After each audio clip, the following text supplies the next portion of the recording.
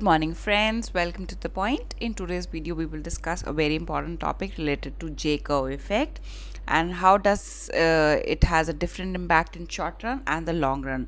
So we'll start the video with what J-curve effect is. So it refers to a phenomena where the trade balance of a country worsens following the depreciation of its currency before it improves. So whenever the currency of a country depreciates, so it definitely improves the trade balance of a country in the long run, but in the short run it has a worsening effect on the country's trade balance. Any depreciation in the value of currency is expected to improve the economy's overall trade balance by encouraging exports and discouraging imports. Now this effect can be understood in two scenarios, that is a short term and long term. Before moving on to this the two scenarios, I would like to explain as to how the appreciation and depreciation of the currency affects the import and export. So we'll take an example. For an example, $1 is equal to 50 rupees. Now what does this mean? That in order to buy $1 you have to spend 50 rupees, or if American is coming to India and giving $1 in India, in return the person is getting 50 Indian rupees. Okay. Also at the same time, in India, 1 kg potato is for rupees 50. Okay. Now what Americans are doing is they are importing potatoes from India. So let's suppose if an American firm is importing 1 kg of potato from India, so how much do they have to pay? They just have to pay $1 because 1 kg of potato is for rupees 50 and $1 is for 50, so they will give $1 and they would be able to clear their export bill. As simple as that. Now if the currency of India depreciates, and now the next scenario is $1 is equal to rupees 75. Now where earlier a person who wants to buy 1 unit of dollar has to pay 50, now the person has to pay 75 to get 1 unit of dollar, or say $1. So now it is very beneficial for the American importer or a person sitting in America to import it from India. How? Because the price of the potato is still 50 rupees per kg.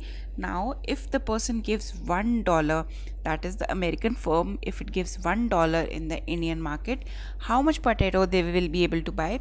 They will be able to buy 1.5 kg of potato. How? Because 1 kg of potato is for rupees 50, and in rupees 75 how much they will be able to get? They will be able to get 1.5 kg. Now it will have two impact. So if you see from the exporter's point of view in India, an exporter who is sitting in India and is exporting potatoes to American company, so they will be able to export more and more quantity of potatoes, because for Americans now the potatoes are cheaper and now they will resort to more and more buying of potatoes from India. So this exporter is in a very win-win situation, because this person is getting more and more orders of potatoes that he has to send it to America. So a win-win situation for exporter. What is the case of importer? How does the currency depreciation impact an importer? So let's suppose if an person is an importer and is importing some commodity from America.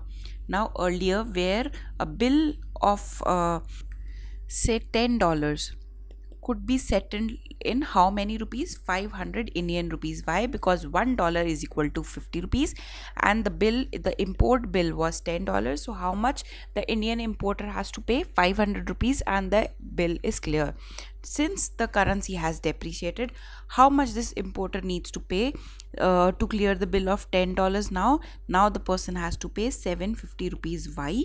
Because $1 is equal to 75 rupees, and how much is the bill for? It is $10. So $1 75, $10 stands for 750 Indian rupees.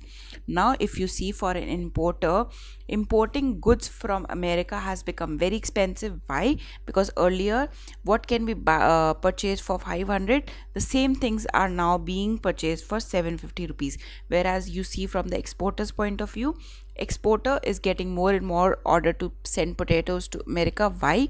Because from America's point of view, potato has become cheaper and they want to buy more and more potatoes from India. So the exporter is getting order, and it is a very horrible situation for the importer. Why? Because he has to shell out more money in order to clear the bill of $10. Now we will go back to the original topic to study the short term effect of the J curve. In short term, a fall in the price of exports will cause a smaller percentage rise in quantity demanded. A rise in the price of import will cause a smaller percentage fall in demand for imports. So for example, earlier where $1 was equal to 50 rupees, let's suppose if $1 is now become 55. So in short run, no person or not much change would be witnessed in the market. Why?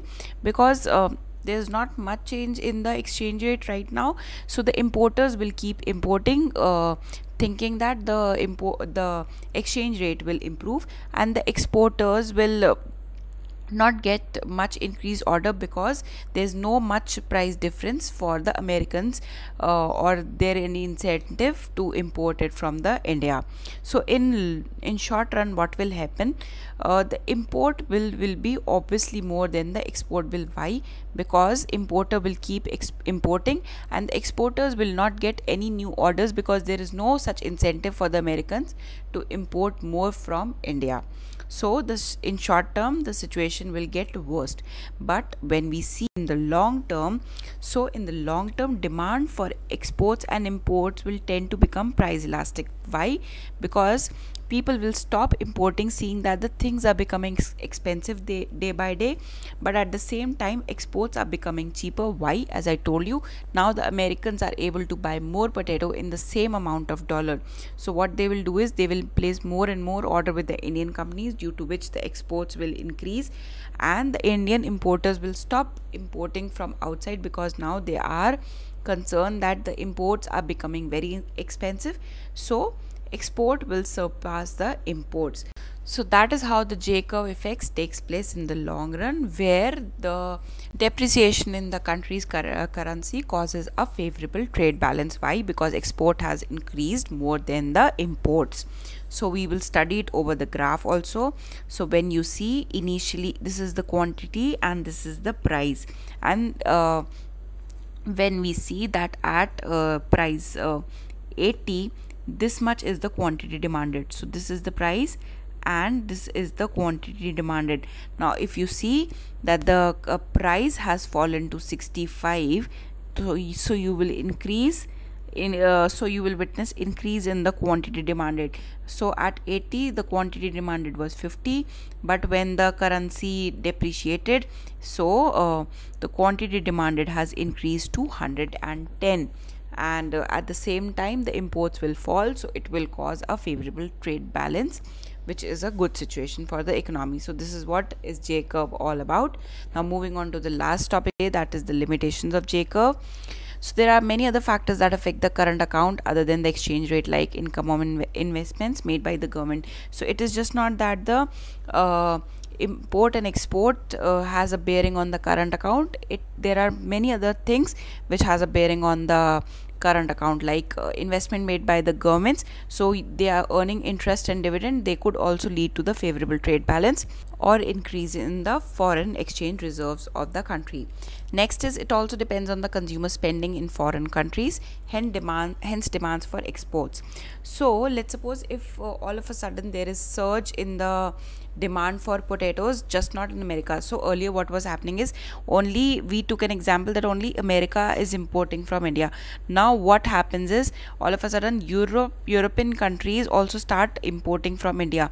So what is happening, that all of a sudden there is increase in export from India. So in that case also J curve fails to explain the effect of it on the economy. Third is, it depends upon inflation. Example, depreciation can cause import inflation, which reduces the competitiveness of exports. And the fourth is, firms may engage in insurance policy to hedge against the exchange rate movements. So most of the firms which are involved in export and imports, they always or most often prefer the insurance policy in order to hedge against the exchange rate movements. So all of this is not considered by the J curve. So that comprises the limitations of J curve effect. So friends, I hope it is clear to you by now as to what J-curve effect is. In order to understand its implication in short run and long run, you really need to be very clear about the example and that I have explained, that how the currency movement affects the importer and the exporter differently. If that is not clear to you, then it is very impossible for you to understand the effects of J curve in short term and long term. So for that, I would really request you to go back to the previous slides and understand the example where I have explained that how the movement in currency impact the exporter and the importer differently. So friends, this is all for the today's video. Thank you so much for your patience listening.